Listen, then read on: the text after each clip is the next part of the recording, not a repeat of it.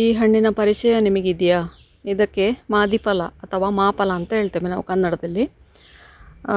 ಇದು ಆರೋಗ್ಯಕ್ಕೆ ತುಂಬ ಒಳ್ಳೆಯದು. ಇದರಿಂದ ತುಂಬ ಹೆಲ್ತ್ ಬೆನಿಫಿಟ್ಸ್ ಇದೆ. ಅದನ್ನು ಉಪಯೋಗಿಸ್ಕೊಂಡು ಇವತ್ತೊಂದು ಸಾಸಿವೆ ಹೇಗೆ ಮಾಡುವುದು ಅಂತೇಳಿ ಹೇಳಿಕೊಡ್ತಾ ಇದ್ದೇನೆ. ಹಸಿ ಅಂತ ಕೂಡ ಹೇಳ್ತಾರೆ ಇದನ್ನು ಉತ್ತರ ಕನ್ನಡ ಕಡೆ ಎಲ್ಲ. ನಾವು ಸಾಸಿವೆ ಅಂತೇಳಿ ಹೇಳ್ತೇವೆ. ನೋಡಿ, ಹೀಗೆ ರುಚಿಯಾದ ಹಾಗೆ ಆರೋಗ್ಯಕ್ಕೆ ತುಂಬ ಉತ್ತಮವಾದಂತಹ ಒಂದು ಪದಾರ್ಥ ಇದು.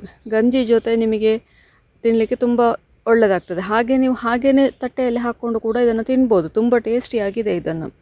ಇದರ ಗಿಡ ಹೇಗಿರ್ತದೆ ಅಂತ ಹೇಳಿ ತೋರಿಸ್ತೇನೆ ನಾನೀಗ. ನೋಡಿ, ಇದೀಗ ಇದರ ಗಿಡ ಇದು ಈ ಥರ ಇರ್ತದೆ ಗಿಡ. ಸಿಟ್ರಸ್ ಫ್ಯಾಮಿಲಿಯ ಗಿಡ ಇದು.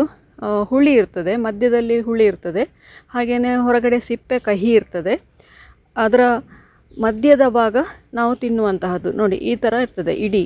ಇದೀಗ ಹಣ್ಣಾಗಬೇಕಷ್ಟೆ ಕಾಯಿ ಇದು. ಹಾಗೆ ನೋಡಿ, ಇದರಲ್ಲಿ ಶಿಷ್ಟುದ್ದ ಮುಳ್ಳು ಇರ್ತದೆ. ಕೊಯ್ಯುವಾಗ ಜಾಗ್ರತೆಯಾಗಿ ಕೊಯ್ಯಬೇಕು, ಇಲ್ಲದಿದ್ದರೆ 1 ಇಂಚಿನಷ್ಟುದ್ದದ ಮುಳ್ಳುಗಳಿವೆ ಇದರಲ್ಲಿ. ಈಗ ಇದನ್ನು ನಾನಿಲ್ಲಿ ಅರ್ಧ ತಿಂದು ಖಾಲಿಯಾಗಿದೆ ನನಗೆ, ಇನ್ನೊಂದು ಸ್ವಲ್ಪ ಉಳಿದಿದೆ ಇಲ್ಲಿ. ಹಾಗೆ ಇದನ್ನು ಇವತ್ತು ಸಾಸಿವೆ ಹೇಗೆ ಮಾಡೋದು ಅಂತ ಹೇಳೋದನ್ನು ತೋರಿಸ್ಕೊಡ್ತಾ ಇದ್ದೇನೆ. ಇದರ ಹುಳಿ ಪಾರ್ಟ್ ಬೇಡ ನಮಗೆ ಸಾಸಿವೆ ಮಾಡಲಿಕ್ಕೆ, ಹಾಗೆಯೇ ಸಿಪ್ಪೆ ಕೂಡ ಬೇಡ. ನನಗೊಂದು ಸಣ್ಣ ಪಾರ್ಟ್ ಸಾಕಿದ್ರಲ್ಲಿ, ಉಳಿದದನ್ನು ಆಮೇಲೆ ತಿಂದೇ ಮುಗಿಸ್ತೇನೆ ನಾನು ಅದನ್ನು.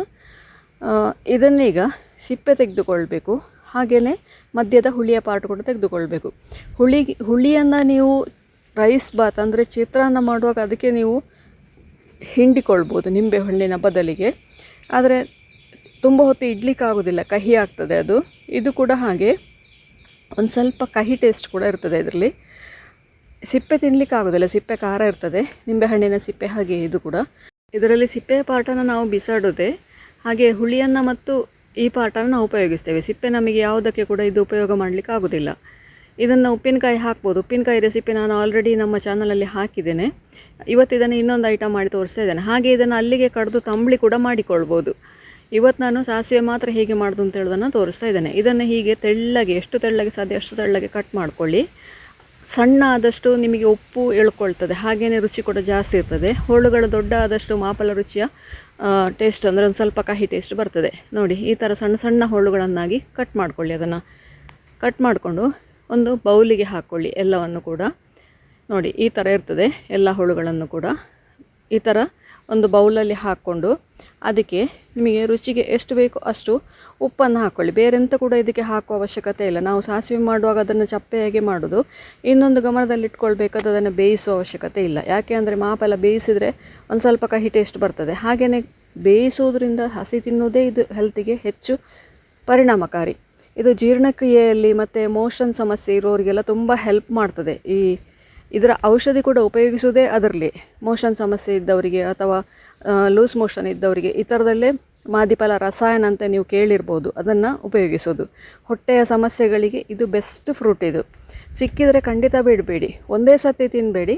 ಸ್ವಲ್ಪ ಸ್ವಲ್ಪ ದಿನಕ್ಕೆ ಒಂದು ಹಣ್ಣು ತಂದರೆ ಒಂದು 6-7 ಜನಕ್ಕೆಲ್ಲ ಆರಾಮಾಗಿ ಕೂತ್ಕೊಂಡು ತಿನ್ಬೋದು ಅದನ್ನು. ಇದಕ್ಕೀಗ ಒಂದು ಹಿಡಿಯಷ್ಟು ತೆಂಗಿನಕಾಯಿ ತಗೊಂಡಿದ್ದೆ. ನಾನು ಸ್ವಲ್ಪ ಮಾಡ್ತಾ ಇರೋದು, ಹಾಗಾಗಿ ನೀವು ತುಂಬ ಮಾಡಿದ್ರೆ ಜಾಸ್ತಿ ಹಾಕ್ಕೊಳ್ಬೋದು. ಒಂದು ಹಿಡಿಯಷ್ಟು ತೆಂಗಿನಕಾಯಿ ತಗೊಂಡು 1/4 ಚಮಚ ಸಾಸಿವೆ ಸಾಕು. ಮಾದಿಫಲದಲ್ಲೇ ಕಹಿ ಟೇಸ್ಟ್ ಇರುವ ಕಾರಣ ಸಾಸಿವೆ ಜಾಸ್ತಿ ಹಾಕಿದರೆ ಮತ್ತು ಕಹಿ ಆಗ್ತದೆ ಅದು. ಖಾರಕ್ಕೆ ನಾನಿಲ್ಲಿ ಒಂದು 4ರಿಂದ 5 ಗಾಂಧಾರಿ ಮೆಣಸು ಹಾಕ್ಕೊಂಡಿದ್ದೇನೆ.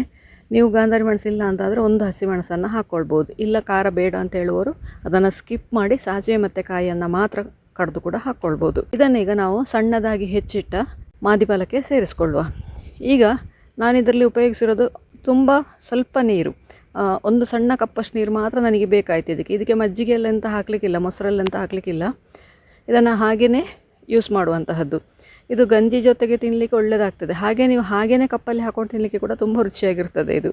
ಇದಕ್ಕೊಂದು ಒಗ್ಗರಣೆ ಹಾಕ್ತಾ ಇದ್ದೇನೆ. ತುಪ್ಪದಲ್ಲಿ ಸ್ವಲ್ಪ ಒಂದು 2 ಚಿಟಿಕೆಯಷ್ಟು ಸಾಸಿವೆ ಹಾಕ್ಕೊಂಡು ಒಂದು 4 ಕರಿಬೇವು ಹಾಕ್ಕೊಂಡು ಒಂದು ಒಗ್ಗರಣೆ ಮಾಡ್ತಾ ಇದ್ದೇನೆ.